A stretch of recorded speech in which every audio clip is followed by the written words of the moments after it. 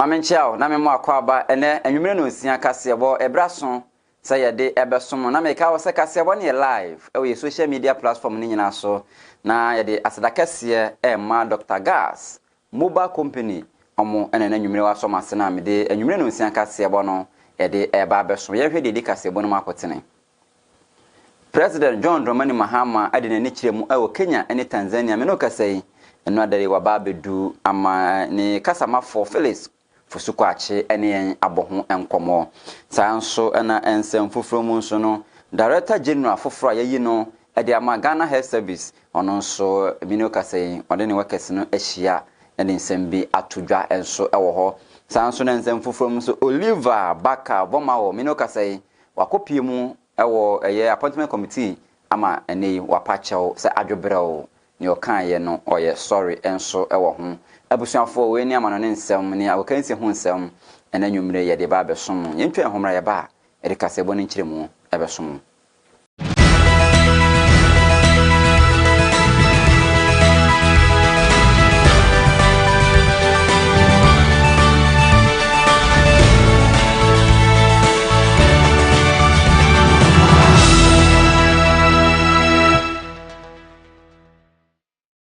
Abusuafo ye hyase de ane ye hyase e de free President John Dramani Mahama asoye eye na anu ya ena kopie mu ewo eye Kenya ena afen so Tanzania na eye African Union Summit omye no ono so kopie mu ho na afen so se de be ya Ghana ya yankofa ene sa aman no so betumi akoso nti ono so ekopie mu no no mkotwetwe nkomo enu mu na enu ada ya obepie mu ewo man kronkron Ghana mu ha na yenkonkohwe ebra na John Dramani Mahama touch down na ono so ebedro mangana mu ha.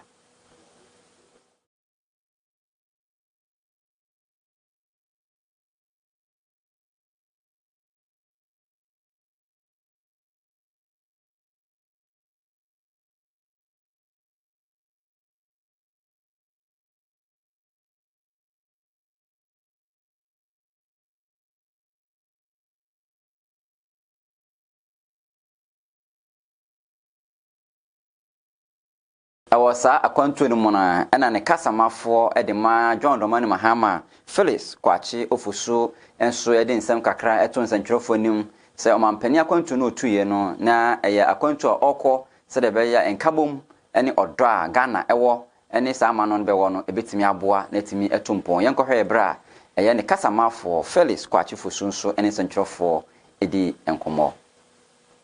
from Tanzania, which was the last leg of a three-nation tour. The tour began with a brief stopover in Angola, where President Mahama engaged his Angolan counterparts, held some bilateral discussions which revolved around ways that could be explored to deepen the already very healthy ties between Ghana and Angola and explore areas of mutual cooperation for the economic benefits of both nations. It was a brief visit, just a couple of hours. After that, His Excellency headed for Kenya, where he was invited by the President of Kenya, who is the champion of the reforms, institutional reforms of the African Union. So an event, which is the extended bureau meeting of the African Union institutional reform was convened, at which His Excellency President Mahama underscored the need for deep-seated reforms in the way that the African Union operates and carries out its mandate, so that the benefits of Pan-Africanism and regional integration can be better felt by the hundreds of millions of people living on the African continent. It was a very fruitful event, and every indication is that following on from that meeting, more progress will be made in terms of the far-reaching reforms that need to be carried out, I beg your pardon, in the African Union for the benefit of all. After that important meeting, the president then went to Tanzania.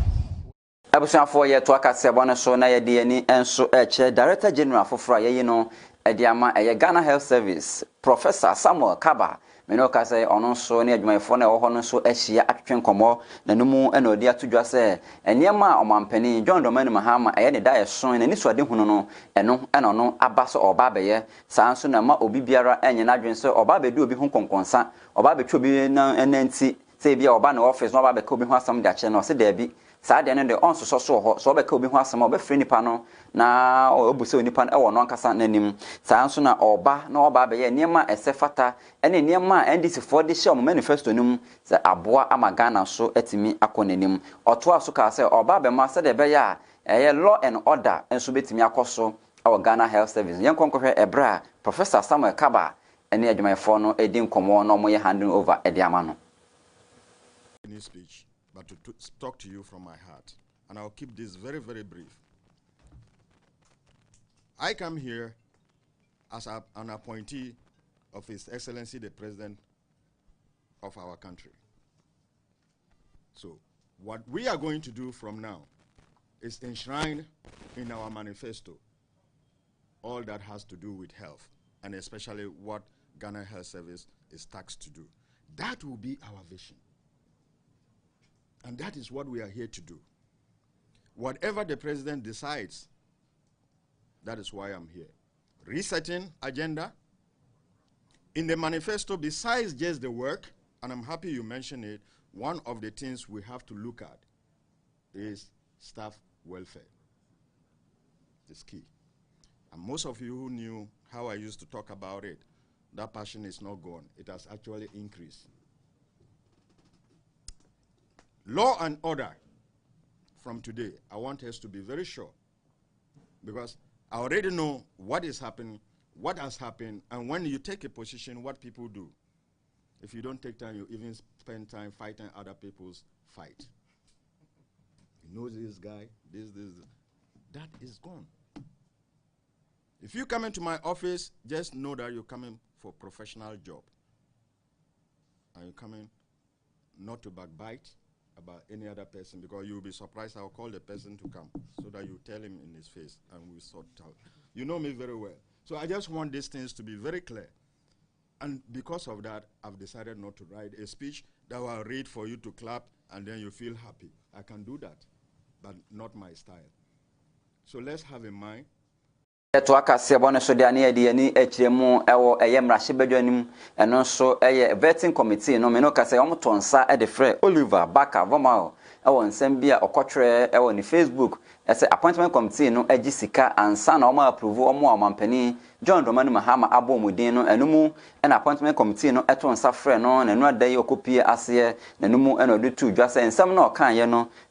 opachew adwobrɛo etuo enkoto bebia etwere yenkonkohwe ebra na opachew ewo eye appointment committee vetting no ase ewo honom. Here clearly that my post was not intended to disparage members of the committee, and I have not intended to say that members of this committee have received or demanded bribes from various individuals. At no point was my statement intended to communicate same, and for those reasons I apologize. Mr. Chair. Abusianfo ye to akase bono so na ye da so enso ewo eye mrahye badwamu obi a omampani John Dramani Mahama aboni din se ono na omra meye eye soafo enfema enkrampopunu mantemo ha ye maame Linda Obenewa Akwele Okulu enu adai okopie mu ewo vetting committee no ase enumu ena minority leader ono na sign ranking member edema committee no eye yewura afenyo Markins na obi na no no kase ye hwe ye maame de wia ewo bu ade na odo nipa ewo parliament honom no se rosie ne nyuma no a onsem fatampo se bebusa nsensem bebre enu nti omanetire kwa na afen so adwuma okọ akoye no onko no nkoye ne yie enu nti afenyo Markins ema no emu ma na yuko na ebra ebasa no ye maame nso eboje so ebra na obi a oda committee na ye pani ye appointment committee pani pa no so ana vetting committee pani pa no so discharge no ka che ne se omo be hu nanim ana so omo be hia ewo eye parliament honom na adane anije e de ama ye maame Linda Obenewa Akwele Okulu ebra 10 minutes pa okotena ho na omo so ema no esore koye. Titus Glover. It appears that you have an army of wise men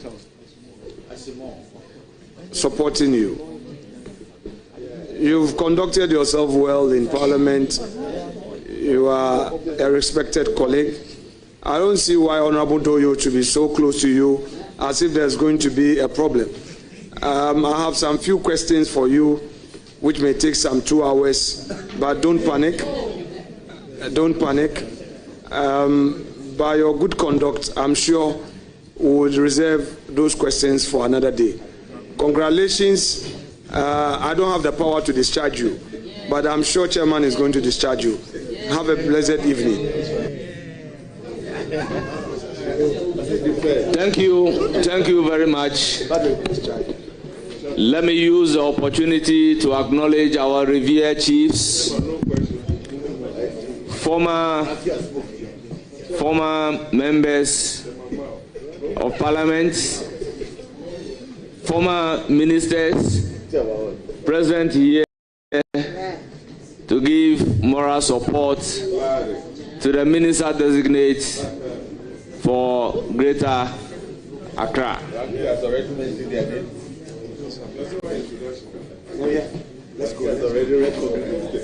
Honorable Minister nominee, you will surely hear from the committee. You are hereby discharged. Thank you, Mr. Chair. Please. Abusuafo ni yebegyina ye Honorable Linda Obenewa oye Akwele Okurun sensemi so na yetwa ye ho abasima ye bape ye do be kwa mano ni nsemu.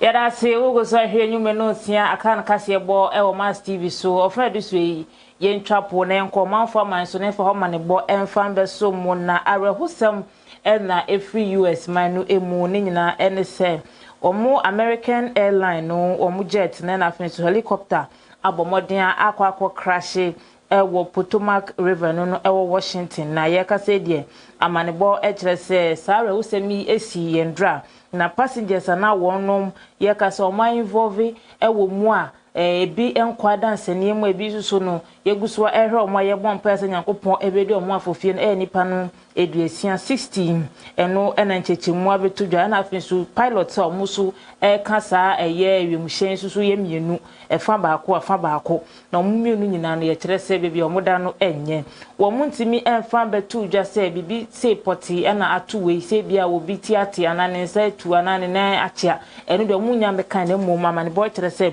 wo me pra emu odin a wo mo hwe nim se Nyankopon ebedi omo ho afofie na omo ho etimi atom timpepre de saafo ni nyina egu asabia wo moji ahwe na hwehwemu e kire se saa bibi se yesi ya chepa ye 2009 e wo February busumi mu e na bibi se yi etimi esi ya ayemhye no etimi akrahia ama o matop mu a ye ka se enipa wu ye na so from 2009 abisi sabrede ne ye se mfie na kwani mie papa ebi enyensi bi ma afei e na asanso esi etiwei ene amanebo a sabre efi US abekayens Yanto aso jaswa ewo eye US man no emu na America man pani eye Trump aka obi kan ye deportee ye ka sei wabomodia esiu eye meter ye app ye use Facebook and Facebook WhatsApp no ona no eye Mark Zuckerberg wono wetimi abomodia esi wo mo beye enfie kakra ni 2001 ena sa still yi ebaye ni nyina ejina so ese wo mo bomodia suspended ni accounts anu no wo yusu na sabre no wo mo ye ya se enka wo ye ya se enka ometimi ebiama no soso no ometimi ebiama no na afie etwemu akakakra na eye US4 akwakoto aba no enumum ena omotimi ebie na account no ede ema no ni senti ye ka se eye Donald Trump esi wo mu sika no de mu oduye papa na ne ya kase de amanebo abeto dwase wo magyatum se wo betua sika no no eye $25 million no no eye esika osiu no no wo mu atwase wo mu ntua mfa pata no enye sa de wo mu de nsem no be akogina emra ano na so twese no mo de amom nti wo so ade atum se sa sika wo betua e apata Donald Trump. Aha ana brema kwan na mede eya ma ho doso nsem no esi betwime ho na de makowie awa agudie mu nsem mu makram.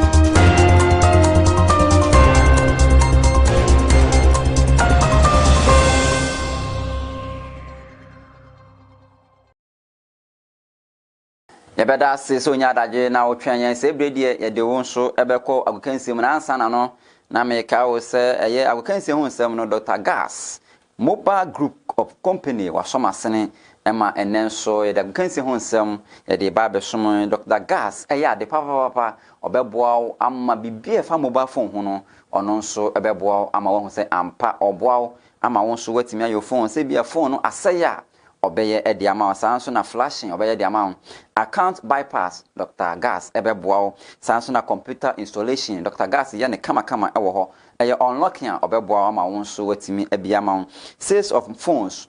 bia upe bia Dr. Gas ebeboa ama won sa etimi aka sanso na games bia nso oton bi enso na kache ewo honom sanso na computer accessories bia Dr. Gas enso etimi eboa ema wonso onsabetimi aka Dr. Gas ewo nkoko eye Broadwater Junction ho a near Fidelity Bank ho no a eho ena owo ewo eye apuye mantem emekere nkoko sanso da enkrampopuna mantem hanso owo down soman last stop ono so near Atomic Hotel ho no a eho na Dr. Gas ewo frɛ doctor na one doctor ntwetwe nkomo ewo ahomatrofo yi so 0536206225 0536206225 and abetimi afre doctor 0539 100281 0539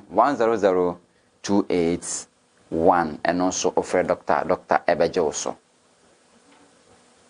Afi yen chase de ani ye chase na ye chase de free eye UEFA Champions League no matches no do no atimi etoto dwa enu adayi na se de results no esi ekoye ne PSV Champions sama Liverpool etika na mu mienu ewo honom sanso na Bayer enso echi eye Slovan etwa ne kanu miensa otimu baako afi Dortmund hye biensa Shakhtar Donetsk etika na mu baako Leverkusen hye mienu Sparta Praha entimi antika na mu afi enso Girona hye baako ma Arsenal ekoche ne nane ne kanu mienu enso ho Brest no ne din na emede pa football team we friend Brest otene fie wan hye bi Real Madrid ekonane ne kanu miensa ema no so antimi antim Man City hye miensa Club Brugge eti ekanu mu baako Young Boys antimi an hye bi afi enso eye Crevana enso hye baako LOSC hye 6 ensia ema Feyenoord eti kanu mu baako afi Juventus tren fie Benfica koche no nane no ekanu mienu Aston Villa 4 Celtic 2 Sanso Dynamo Zagreb 2 Milan 1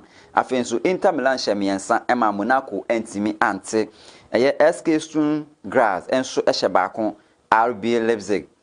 entimi ante ewo honom sanso RB Zabok ehye baako ema Atletico Madrid ekonane no ekano 9 Sporting enso hye baako ma Bologna ehye baako VfB Stuttgart ehye baako ema PSG ekwohye no eka no polepole 9 enso ewo abusuafo na ye begina eye UEFA Champions League so na ene no sia kase ebo no ye de nyina aba na wieye na meka o say Uncle Sam ono gina kama na chi etwa ne kama MCL Tio na Ken enso ene ebodwumadie no ho aseda piesie enso nkoma wa wo fia ohwe ye nyame adoma ye besen de ehia yakram